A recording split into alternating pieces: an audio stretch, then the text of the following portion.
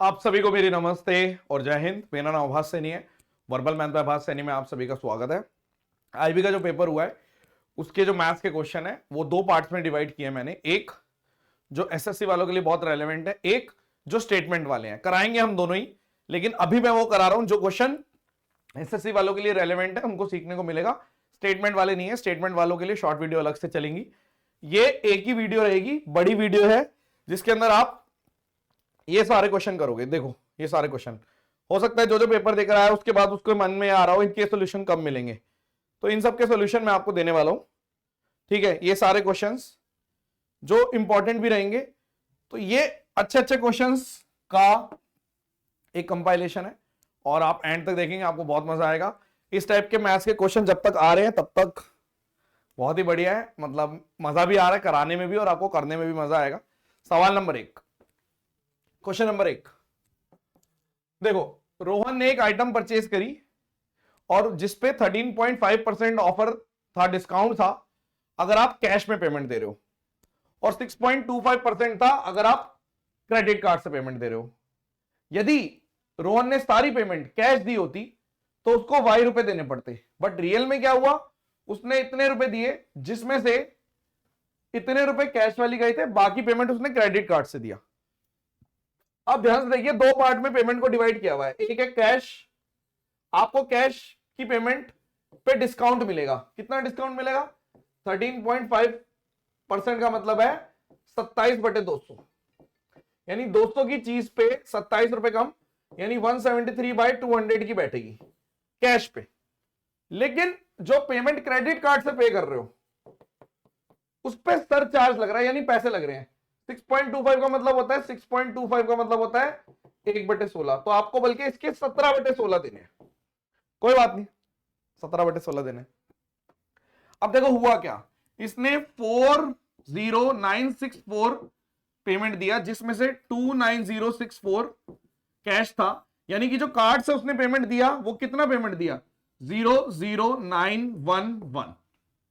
तो इतना payment card से दिया था। आप चाहते हो कार्ड से ना देकर कैश दिया होता, कैश दिया होता तो उसको कितने रुपए देने पड़ते हैं? यानी कि 29064 में अगर मैं कैश वाली पेमेंट निकाल दूं इसकी जगह, ये जो है कैश की जगह, तो वही आंसर आ जाएगा, क्योंकि ये तो कैश दिए दिए थे और ये बचा हुआ कार्ड से दे दिया था, क्रेडिट कार्ड से। तो आपने बोला देखो ऐसा है, ये जो कार्ड से पेमेंट की गई है, यानी कि ये वाली पेमेंट, ये जो एक्स है ये निकाल दिया मैंने, ये तो क्रेडिट कार्ड से एक्चुअल में पेमेंट अगर हम ध्यान से देखें तो पेमेंट होगी कितनी?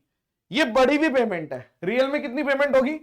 11900, 16/17, यानी ये पेमेंट रही होगी, ये पेमेंट जिसपे उसने 1/16 करके दे दिया था, यानी कि अगर मैं उधर भेज दूंगा तो 16/17।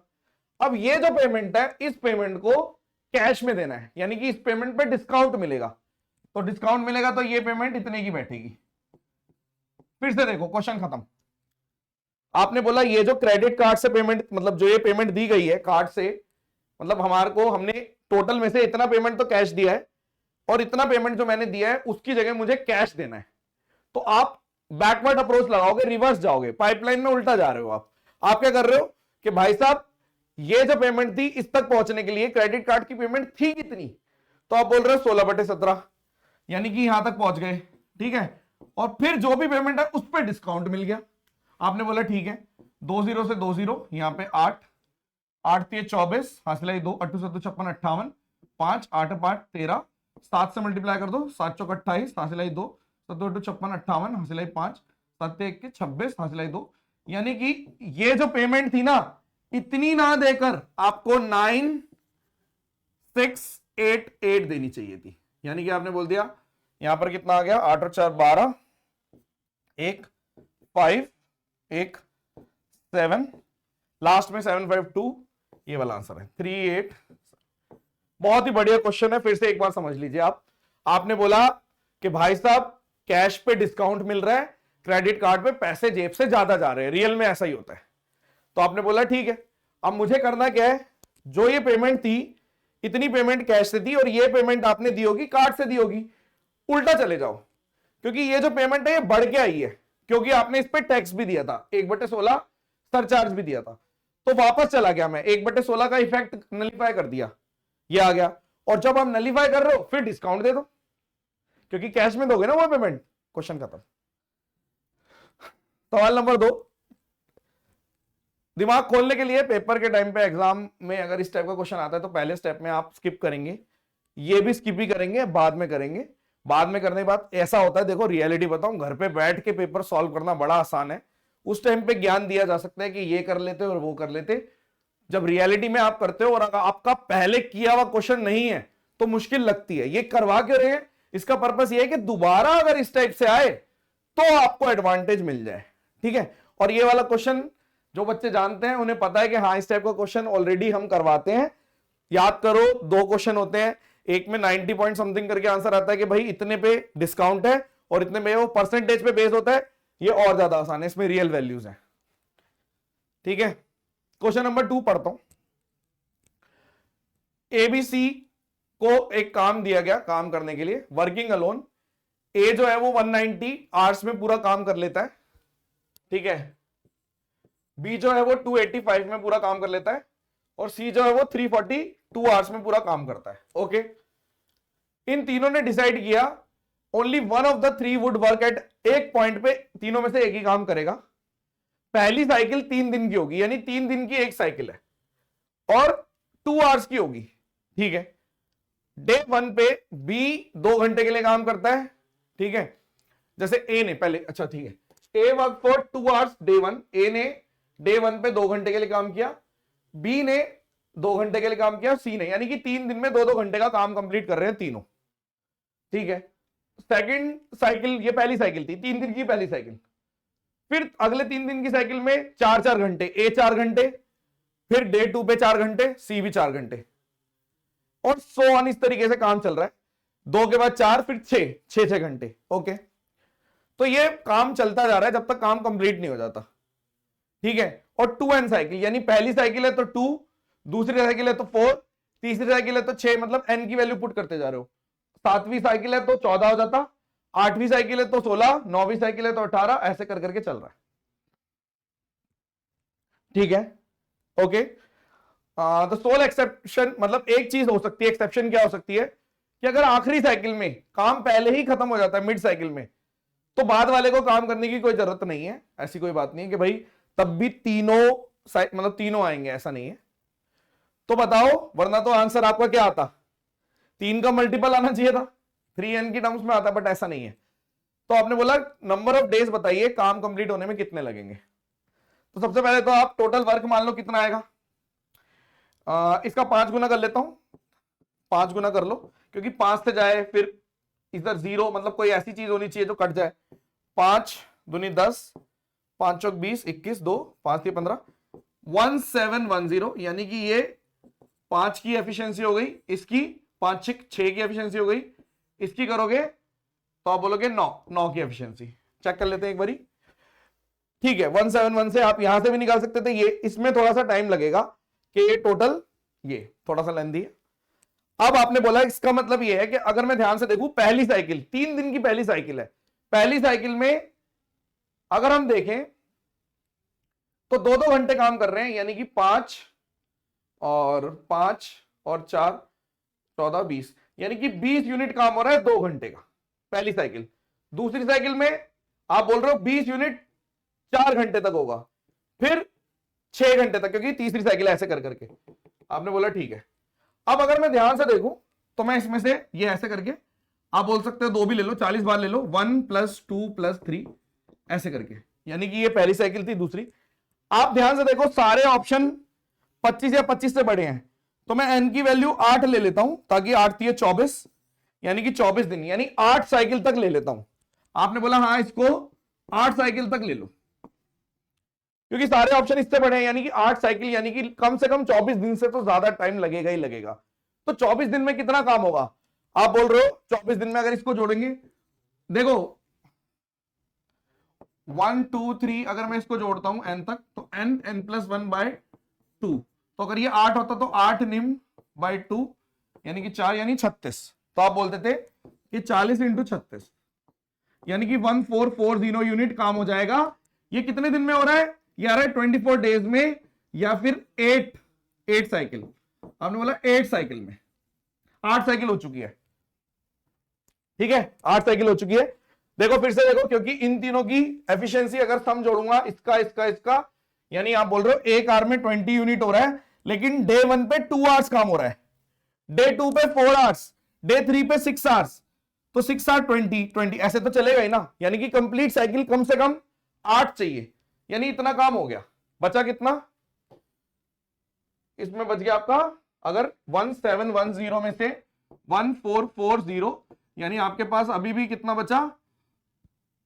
11 में से 4 के 7, 270 यूनिट्स अभी भी बचा है। अब 9th साइकिल चल रही है, यानी कि आप कह सकते हो 2n, यानी कि 9th साइकिल में 18 घंटे काम करेंगे सारे, ए भी 18, बी भी 18, सी भी 18, ऐसे। तो पहले 18 घंटे के लिए ए आया, तो 18 इंटू 9 काम किया, फिर 18 घंटे के लिए बी आया, तो 18 इंटू 6 काम किया। तो हमने यही नोट कर लिया कि 18 इंटू 15, यानी यही काम हो गया। यानी कि 24 दिन ये और 2 दिन और, पूरी तीसरी साइकिल चली नहीं, 2 दिन और काम हुआ, और 2 दिन और काम होते ही आपका काम कंप्लीट हो गया। फिर से देखो, मैंने बोला कि यहां तक आपको समझ में आ गया होगा, पहला पार्ट है। दूसरा पार्ट है कि भाई अगर हम ध्यान से देखें तो पहले दिन 2 घंटे 20 की यूनिट से काम हो रहा है, फिर दूसरे दिन ऐसे करके, मतलब साइकिल है एक तरीके से। तो आप समझ गए कि हाँ यार ये साइकिल है, ऐसे करके काम हो रहा है। तो मेरी 8 साइकिल यानी 24 दिन में इतना काम हो गया। अब 25वें दिन अगर आप देखोगे तो ए आएगा, ए 25वें दिन यानी कि 9th साइकिल है, तो ए ने 9 इंटू 18 काम किया। 18 कहां से आया? क्योंकि आप बोल रहे हो ना 9वीं साइकिल 218, मतलब अगर यहां पे 9 है तो 18 घंटे काम होगा। फिर बी आया, यानी कि ये 25वां दिन था, ये 26वां दिन, तो यहां पे आपका आ गया 18 इंटू, आप बोल रहे हो कि यहां पे 6, तो आपने बोल दिया इन दोनों को जोड़ दिए 18 इंटू 15, यानी कि 270, जो कि बचा था वो काम हो गया, यानी कि 26 दिन में काम कंप्लीट हो गया। थोड़ा सा चैलेंजिंग है, बढ़िया क्वेश्चन है। चैलेंजिंग नहीं होता तो फिर मैं आगे कराता ही क्यों, ऑब्वियस सी बात है।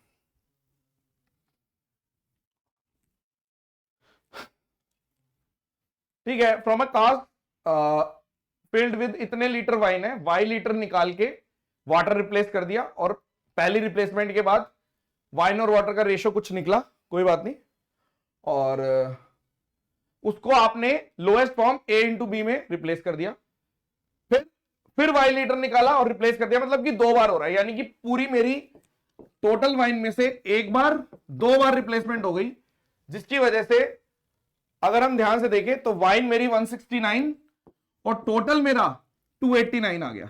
यानी कि जो फ्रैक्शन जिससे रिड्यूस हो रहा था, तो आप बोलोगे यहां पे 169 और 289, यानी कि फ्रैक्शन की वैल्यू आ गई 13/17।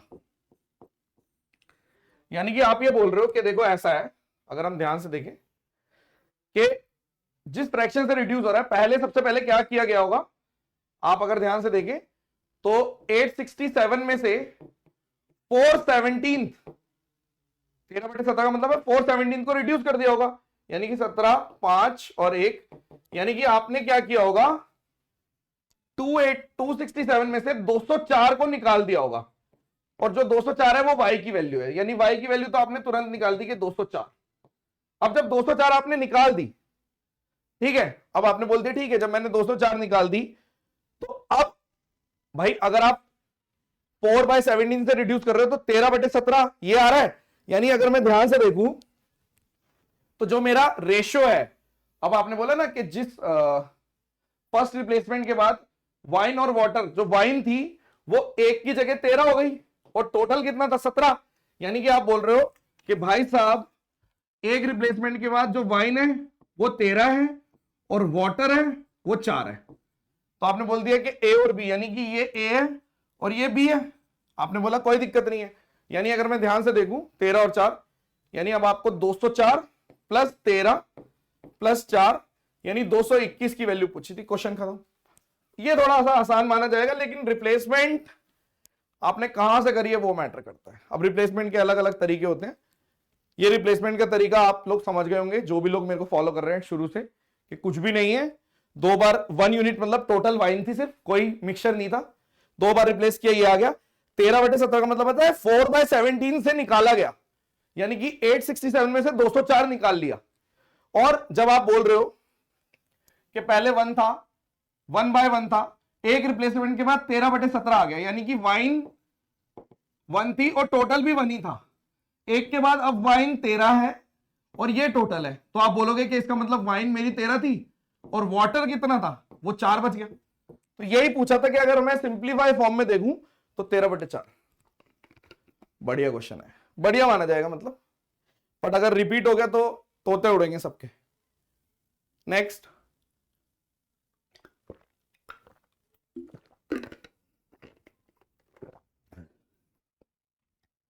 शॉपकीपर ने 3 तरीके की दालें खरीदी, मिक्स कर दी इस रेशो में।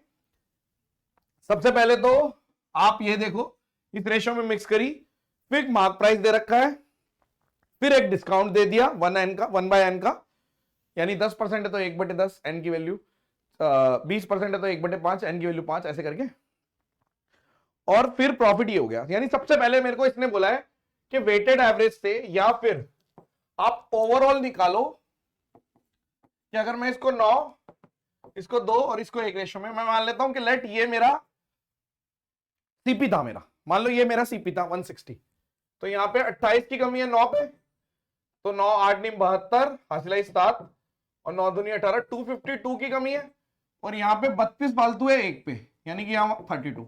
यानी अगर मैं ओवरऑल देखूं तो 220 की कमी है, यानी जो आपने माना था, जो आपने एज्यूम करी, वो सीपी सही नहीं है, उसमें 220 डिवाइडेड बाय टोटल 12, तो 4 से काट दो 55 और यहाँ पे 3 480, यानी 425/3। अगर सिर्फ सीपी पूछा होता कि ओवरऑल सीपी कितना है तो 425/3 होता आंसर, लेकिन सिर्फ सीपी नहीं पूछा, इन्होंने बोला है वही कि अगर मैं एमपी बाय सीपी पे डिस्काउंट दे देता हूं तो एसपी बाय सीपी, यानी आपने बोला एमपी कितना है, दे रखा है 238, सीपी कितना है अभी निकाला 425 × 3, फ्रैक्शन आपको नहीं पता, यानी कि कितने से डिस्काउंट देंगे वो नहीं पता आपको, कितने से डिस्काउंट देते हैं नहीं पता।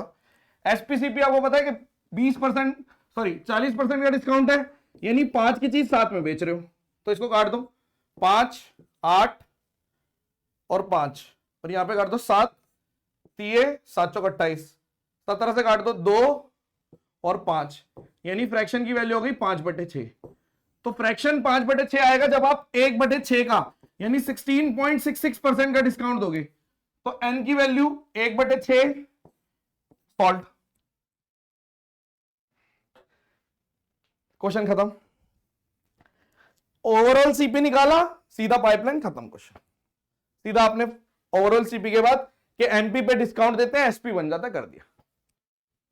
ठीक है, और देखो सेम क्वेश्चन दे दिया। अच्छा, इसमें थोड़ा सा अलग है, सेम ही टाइप का है। अब इसने बोला कि अगर 99 120 144 को आप 9:2:1 में लेट कर लो कि ये मेरा सीपी है, यहां पे 21 की कमी है 9 पे और यहां पे 24 फालतू है, तो 9 एकम 9 9 दूनी 18 और यहां पे 24 इसको ले लेंगे, तो 165 की ओवरऑल कमी है, तो 120 माइनस 165 बाय 12, किससे काटूं 3 से काटता हूं, 3 चौक 3 5 25, यानी 425 बाय, ये भी सेम ही आएगा ना, बाय 4, नहीं थोड़ा अलग है, यानी कि इस वाले केस में जो सीपी अगर पूछा होता तो 425/4 होता, लेकिन सीपी नहीं पूछा। फिर से आप क्या बोलोगे, आप बोलोगे mark price MP bye CP, CP कितना है 425 × 4, अब की बार आपको डिस्काउंट खुद ही दे दिया कि 1/6 का डिस्काउंट है, यानी कि आप इसको 5/6 करोगे तो एसपी बाय सीपी आ जाएगा, तभी वो प्रॉफिट पूछ रहा है कि कितना प्रॉफिट होगा, y% का प्रॉफिट इस रेशियो से पता चल जाता है। तो आपने बोला काटो, इसको कर दो फिर वही 8 और 5, यहां पे 2 कर दो, यहां पे 3 कर दो, 3 से काट दो 3 पंजे 15 3 निम 27 और 5, यानी कि आपकी वैल्यू आ गई 85 और यहां पर 100 और 18 19 119, यानी कि 34 का प्रॉफिट है 85 पे, यानी कि आप इसको कह सकते हो 2/5, 2/5 की वैल्यू है 40%। क्वेश्चन खत्म। इन क्वेश्चंस की खैर इतनी वैल्यू नहीं है, ये 2 क्वेश्चन मेरे को इतने खास नहीं लगे, बट स्टिल एग्जाम प्रेशर में ये पहला स्टेप भी मुश्किल लग सकता है। कुछ भी नहीं है, वेटेड एवरेज लगा के सीधा पाइपलाइन, वेटेड एवरेज लगा के सीधा आपका कंसेप्ट कि भाई MP bye CP into discount, और ये सेम सेम चीज है। सही निकाला? Next, okay, the ratio of the number of student in the morning shift, morning और आफ्टरनून शिफ्ट में 13/9 मॉर्निंग और आफ्टरनून शिफ्ट में इस रेशियो में बच्चे हैं। एन स्टूडेंट को मॉर्निंग से आफ्टरनून शिफ्ट कर दिया, तो अब 19 और 14 आ गया। यानी आप एक बात बताओ, एन बच्चों को यहां से यहां शिफ्ट कर दिया तो क्या ही फर्क पड़ेगा? कोई फर्क पड़ेगा? नहीं पड़ना चाहिए। यानी कि टोटल तो सेम ही रहेगा। आपका टोटल यहां पर आ रहा है 7, 22 और यहां पे कितना आ रहा है 33, यानी 2/3 का। यानी बराबर करने के लिए इधर 3 से, यानी आप बोलोगे ये 39 और 27, और यहां पर 2 से यानी 38 और 28। यानी कि आप ये बोल रहे हो कि 39 और 27 थे मॉर्निंग आफ्टरनून शिफ्ट में, शफल के बाद 38 और 28 हो गए। यानी कि एक्चुअल में हुआ क्या है, देखा जाए तो सिर्फ 1 यूनिट बढ़ गई है। ध्यान से देखो, आप 3 से मल्टीप्लाई कर दिया और यहां पर आपका ये 7, और हाँ बिल्कुल ठीक है। यानी कि यहां पे x कम है तो यहां पे x बढ़ गया एक तरीके से, कि भाई अगर मैं x मान लेता हूं, आपने बोल दिया ये x से है, तो आप ये बोल सकते हो कि यहां पे जितना कम हुआ उतना ये बढ़ गया। ध्यान से देखो, क्योंकि आप अगर देख रहे हो तो एक ही यूनिट बढ़ी है। बड़ी मतलब इसने बोला ना कि मूव कर दिए थे, यानी यहां पे मॉर्निंग में 39 थे और यहां पे 27 थे, ठीक है। आपने बोला ठीक है, यानी 66 टोटल, और अगर यहां पे 38 हो गए और यहां पे 28 हो गए, यानी कि आपने बोल दिया यहां से एक कम करके यहां पर एक बढ़ा दिया, यानी 66। यानी कि आपको अगर ध्यान से देखें तो n का मतलब है कि एक यूनिट, यानी कि x, ठीक है। यहां तक क्वेश्चन पढ़ा है मैंने अभी। अब क्या किया, 153 स्टूडेंट ने एडमिशन लिया और मॉर्निंग आफ्टरनून शिफ्ट में इस रेशियो में 6 और 11, यानी कि 17 की वैल्यू 153 है, तो एक की वैल्यू आपकी आ गई 9। तो आप बोल रहे हो कि 6 और 11 का मतलब है 6 9 54 और 99 इस रेशियो में। यानी कि आप बोल रहे हो कि जो आपका ये 38x और यहां पे 28x था, इसके अंदर 54 बढ़ गए और इसके अंदर 99 बढ़ गए। भाई आप बोलोगे कि मॉर्निंग में 54 बढ़ गए, आफ्टरनून में 99 बढ़ गए, जिससे रेशियो 24 और 19 आ गया। तो यहीं पे आपको n की वैल्यू चाहिए, और n की वैल्यू समझ रहे हो, सिर्फ x, क्योंकि एक यूनिट बदली थी, सिर्फ एक यूनिट बदली थी। तो इसको सॉल्व कर देते हैं। काटू, किसे काटू? यहां पे 19 कर दो, यहां पे 27 कर दो, यहां पे 12 कर दो, ठीक है। तो यहां पे आप कह सकते हो 90 19, x बाहर ले लेते हैं 361 माइनस, और यहां पर अगर मैं ले लेता हूं 28 इंटू 12, और इधर आपकी वैल्यू हो गई 99 इंटू 12 माइनस 19 इंटू 27। सॉल्व कर लो इसको, तो यहां पर कितना आ गया 12 96 और 9 12 दूनी 24 336। तो ये आ गया आपका x इंटू 336, तो यहाँ पे 24 34 35 आएगा ना, 71 हो जाएगा, 25 आएगा, 25x। और इधर देख लेते हैं, यहां पर आप ले लो, कितने से लोगे, 9 ले लेता हूं, 9 बाहर ले लेता हूं, तो यहाँ पे 12 इंटू 11 132 माइनस 19 किया, तो यहां पर आपका आ जाएगा 57, तो 12 75 3 27 आंसर आ गया। देखो हल्का सा कैलकुलेटिव है, लेकिन तब भी बहुत ज्यादा इसको सिंप्लीफाई करने की कोशिश करी है। इस स्टेप ने इसको सिंप्लीफाई कर दिया, बहुत ही सिंपल बना दिया। क्यों? क्योंकि अगर मैं ध्यान से देखूं तो मेरा फिक्स होना चाहिए। अगर आप मॉर्निंग शिफ्ट से आफ्टरनून शिफ्ट भेज रहे हो तो टोटल बच्चे थोड़ी कम हो जाएंगे। तो मैंने यहीं पे काम किया कि टोटल बच्चे तो सेम है, यानी कि आपने बोल दिया ऊपर वाले, मतलब पहले भी 66 यूनिट थे, बाद में भी 66, तो आप सिर्फ x यूनिट, यानी कि एक यूनिट x यूनिट की वैल्यू निकाल रहे हो, और x की वैल्यू 27, वही मेरा आंसर है। तो आपने एक स्टेप बचा लिया, वरना यहां से यहां पहुंचने में भी आपका टाइम वेस्ट हो जाता। अच्छा माना जाएगा क्वेश्चन, मतलब मुश्किल माना जाएगा, अच्छा क्या। इसको देख लेते हैं, ये क्या है। एक सिस्टम है फिल्ड बाय 2 पाइपों से भरा जा रहा है, एक है 52 मिनट्स में भर रहा है, एक 60 में भर रहा है। यहां पे अगर मैं टोटल वर्क ले लूं तो यहां पे आप बोल रहे हो 13 × 4 और यहां पे आपका आ गया 12 और यहां पर आप ले लो 13, यहां ले लो 78 और 0, यानी कि यहां पर आपका आ गया 13 × 6 78 और यहां पर आप बोल रहे हो 13 से मैंने काट दिया 6, 780 और 13 × 4, ठीक है। यहां पर अगर मैं कर देता हूं 60, 15, एक बार वेरीफाई करिए। कोई भी चीज ले सकते हो, मैंने 780 ले लिया, आप कुछ और भी ले सकते हो। पहला स्टेप कि टोटल वर्क कितना है।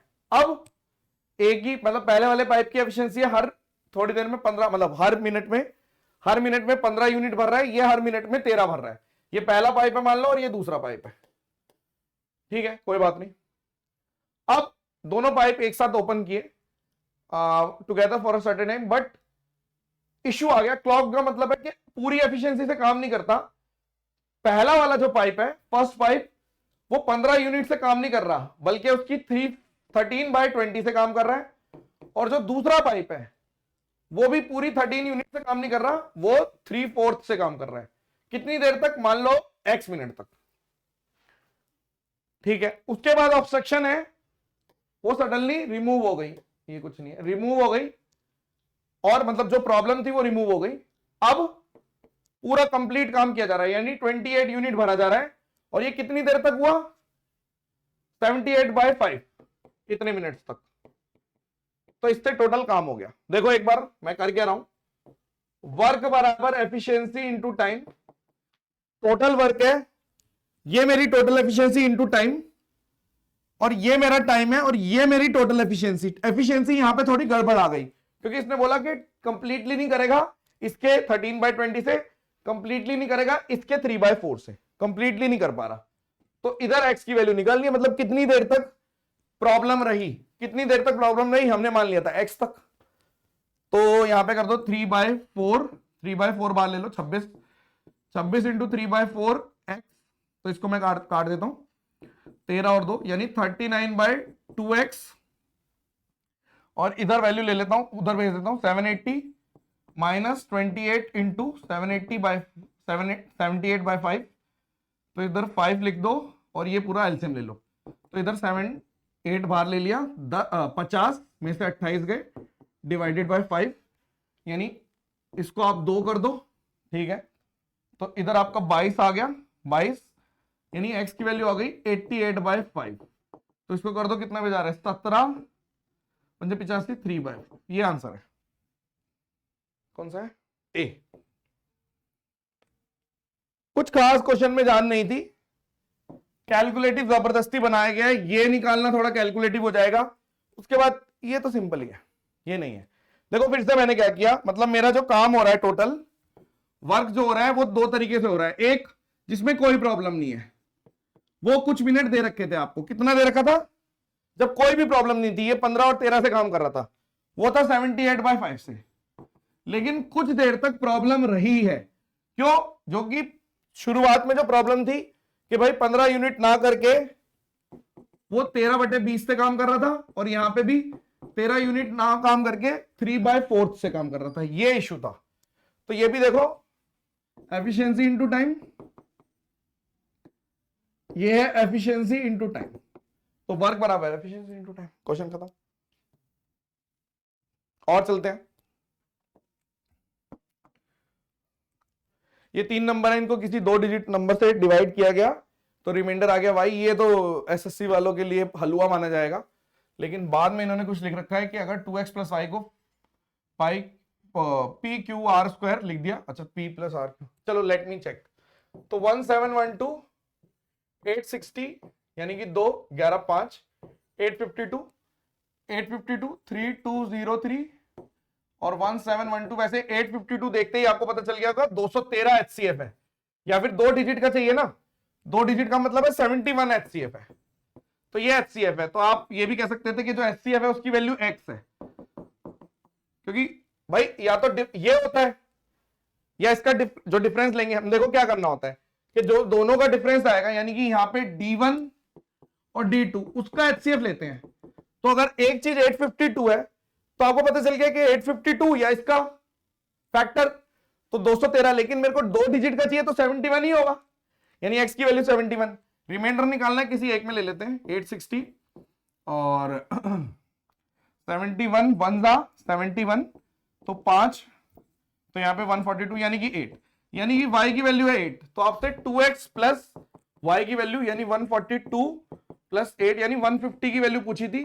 तो 3 5 5 इंटू 2 यानी कि आप करोगे 2 इंटू 3 इंटू 5 का स्क्वायर।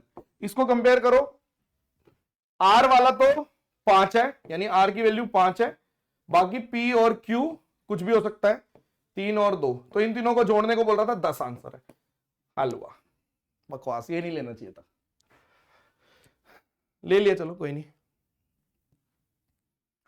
अब ये तो बहुत ही फेमस क्वेश्चन है अलजेब्रा का, एसएससी वालों के लिए तो ये वाला फेमस ही है। आपने बोल दिया x माइनस 7 ले लो और इधर 7 2/3 plus 7 1/3, cubing on both side, a cube minus b cube, a cube minus b cube minus 3ab और a माइनस b, ये आ गया, और इस तरफ करो a क्यूब यानी 49 हो गया, प्लस b क्यूब यानी कि 7 plus 3ab, 3 into A B करोगे तो 3 भाग लेके 7 ही आ गया, और a प्लस बी यानी कि x माइनस 7। ये सॉल्व करते हैं इसको, x cube minus 343 21x square plus 21 into 147 x, ये आ गया 21 इंटू 7 है ना, 7, हाँ ठीक है।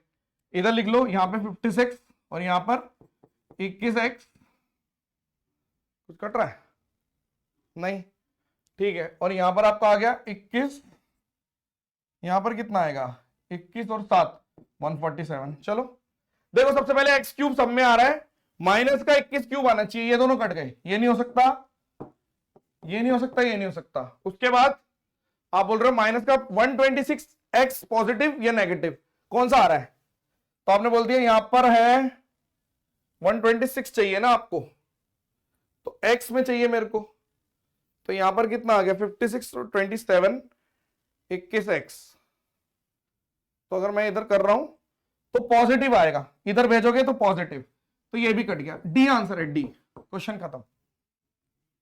तो बस ये क्वेश्चन थे, ये पहला पार्ट था। इसके अलावा भी मैं आईबी की शॉर्ट वीडियोस बनाने वाला हूं, ठीक है, लगभग वो 40 के करीब क्वेश्चन है, उनमें से अभी और फिल्टर कर लेंगे, जो आसान होंगे उनको हटा देंगे। वो क्वेश्चन है स्टेटमेंट वाले, वो भी कराएंगे, कुछ ना कुछ सीखोगे ही, जाएगा कुछ नहीं, आपका सीखना ही होगा। और हो सकता है कि स्टेटमेंट वाले क्वेश्चन एसएससी भी इंट्रोड्यूस कर दे, तो आपको वो आने चाहिए, स्टेटमेंट वाले क्या क्वेश्चन है वो आपको दिख जाएंगे। तो ये जो फर्स्ट पार्ट था, आई होप कि आपको पसंद आया, और सब बच्चे कमेंट सेक्शन में बताना, एटलीस्ट लाइक वाइक कर देना, कमेंट्स करके बताना, मोटिवेशन मिलेगी। पढ़ना स्टार्ट करोगे तो हम भी पढ़ाना स्टार्ट करेंगे आप लोगों को, ठीक है, क्योंकि पेड बैचेस के अलावा मैं टाइम यूट्यूब पे ज्यादा दे नहीं पा रहा, लेकिन अगर मोटिवेशन मिलेगी तो मैं दूंगा। चलिए, thank you so much, session dismiss, bye bye.